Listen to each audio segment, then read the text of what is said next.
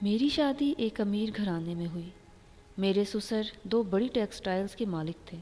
دولت کی ریل پیل تھی، دنیا کی ہر آسائش میسر تھی۔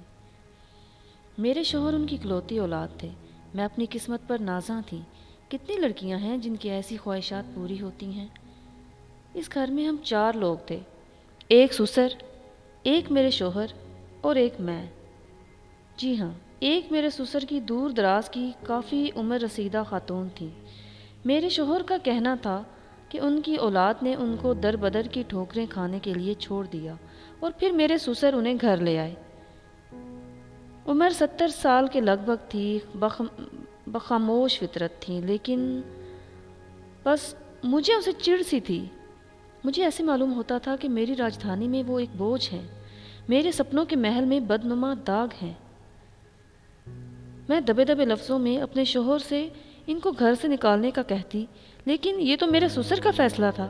میرے شوہر کا کہنا تھا کہ ان کے گھر میں دولت کی ریل پیل اور برکات اماں کو پناہ دینے کے بعد شروع ہوئی اور ابو کبھی بھی یہ بات نہیں مانیں گے۔ پھر اچانک میرے سسر کا ہارٹ اٹیک سے انتقال ہو گیا۔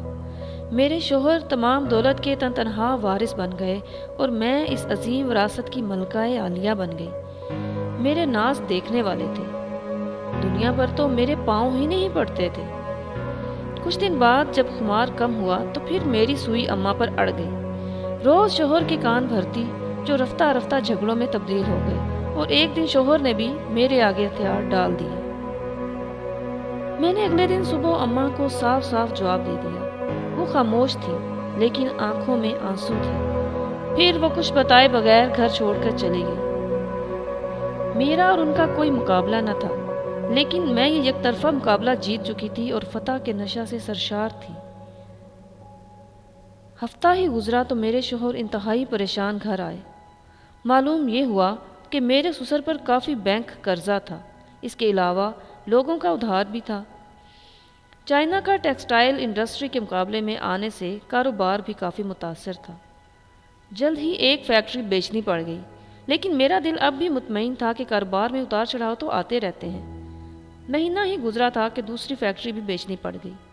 بینک نے اپنے قرضہ کے بدلہ مکان فروخت کروا دیا اور ہم ایک چھوٹے کرائے کے مکان میں منتقل ہو گئے۔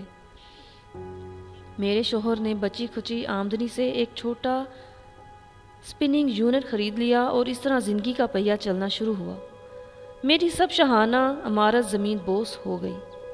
مجھے احساس جرم نے گھیر لیا۔ میں نے ایک بے بس، لاچار اور ضعیف عورت کو بے گھر کیا۔ میرا اپنا سپنوں کا محل بکھر کر رہ گیا، اور یہ زوال اماں کے جانے کے بعد ہی شروع ہوا۔ مجھے اپنے سسر کی بات درست معلوم ہونے لگی۔ جس طرح عروج اماں کے آنے سے شروع ہوا تھا، اسی طرح اماں کے جانے سے رخصت ہو گیا۔ ہم کو سمجھنا چاہیے کہ گھر میں بزرگوں سے ہی برکت ہوتی ہے۔ بزرگوں کی دعائیں ہی ہوتی ہیں جن کی وجہ سے گھر میں خیر و برکت ہوتی ہے۔ اللہ پاک بزرگوں کا سایہ ہمیشہ